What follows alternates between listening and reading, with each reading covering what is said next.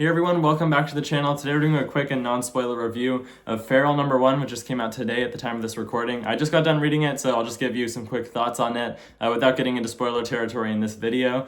I did enjoy the issue overall, just to start off with. This is from the same creators as Stray Dogs, which came out a couple years ago. That series that totally blew up, that was about a group of dogs living in a serial killer's house. The thing that's kind of intriguing about this creative team and their style here is that they both used to be My Little Pony artists, I guess, based on their bios. And then teamed up to do this Image comic, an independent thing that's like a horror themed series, I guess, but with this kind of cartoony Disney art style. So I'll show you guys some of the interior artwork in here. Different from Stray Dogs, though, now we've got a Stray Cats series. It has to do with these feral cats. Kind of based off of the title, it has to do with the rabies outbreak. These cats crash and then have to deal with everything from there in the woods. I will not get any farther than that. This first issue honestly doesn't give us much in terms of story. We just get a lot of setup for what's going to come. We get some action, some encounters with the cats, but really great artwork. I'd say that was probably the highlight of this. Trish Forstner, if I'm pronouncing that right. It looks like she also had some assistance from another artist who's going to be teaming up with her for this series. So we've got another artist on here for Feral as opposed to Stray Dogs, but I guess they had to wait a couple years to put this out. It's kind of the exact same thing as Stray Dogs in a lot of ways in terms of art style and premise, but it does seem like there's going to be a new spin on this, and they're going to be fleshing out these characters a lot more because it's supposed to be an ongoing series. So this will be coming out monthly for the time being. I'm sure it'll sell well enough to keep going for a while. And in the letters page that the writer Tony Fleeks has in the back here, he says that they're already working on their second arc, so we can probably expect at least like 10 issues out of this.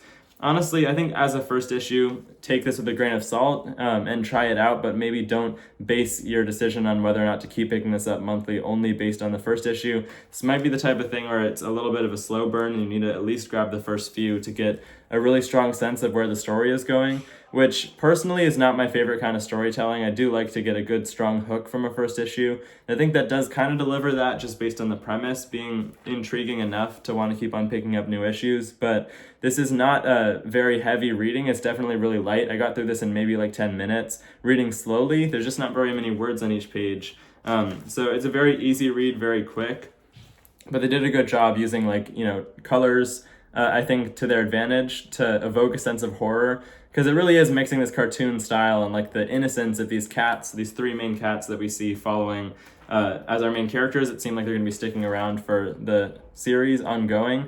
And their encounters with these more horror-themed things that involve rabies, that involve like humans dying and stuff like that, and their reactions to that. So good cliffhanger. It leaves us on a cool note. I think the next issue is going to be really cool in providing us more of an idea of what the actual series is going to be about, whether they're going to stay in the forest or what's going to end up happening ongoing. I guess this could really go anywhere moving forward. I feel like they can't do much more based off of this initial premise. Hopefully they'll give us more of a look into the backstory of all these characters, the backstory of the rabies outbreak and everything. And I don't want to say too much more because I'd be spoiling the issue, getting into spoiler territory. But yeah, not much happened in this issue.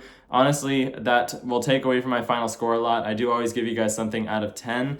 Personally, I think I would give this like a 6 or a 7. Not quite as great as Stray Dogs. I think the premise is maybe a little bit less exciting, but still intriguing enough to keep on picking this up. This is probably going to be the type of thing where I cancel my subscription monthly and just pick it up in trade paperback form, because not much is going to end up happening in every issue, but that could improve in the future. So if you've already picked up Feral, I want to hear your thoughts on it down in the comment section below. Do you think it's too similar to Stray Dogs, or are they making their own new premise here?